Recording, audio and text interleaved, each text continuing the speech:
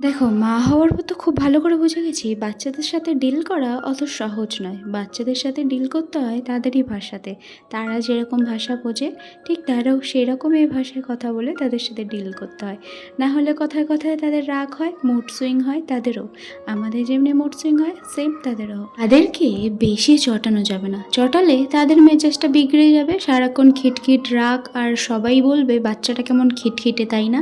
আসলে তাদের মনের ভাষাটা আমরা বুঝতেই চেষ্টা করি না। আমাদের মাথায় অলরেডি জানি অনেক টেনশন আছে, অনেক ঝামেলা রয়েছে, তারপরেও বাচ্চাদের সাথে ডিল করতে গেলে একটু শান্ত মাথায় তাদের কথাটা বুঝতে হবে। কেন? তাদেরকে আমরা আমাদের নিজেদের দায়িত্বে এনেছি, তাই না? তারা নিজেদের দায়িত্বে আমাদের কাছে কিন্তু আসেনি।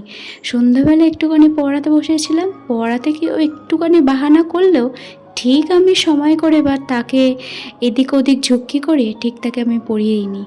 আর তারপরে বাড়ির সমস্ত কাজ করার পরে আমাকে যেতে হয় রনির দোকানে, আর ও মেয়ে থাকে তার ঠাকুমা ঠাকুরদার কাছে। আর ব্লগটা আজকে এইটুকুই তোমাদের সাথে শেয়ার করলাম। আর তোমরা কিন্তু অবশ্যই জানিও আমার ভিডিওগুলো তোমাদের কেমন লাগছে। আর মন থেকে বলো রাধে রাধে।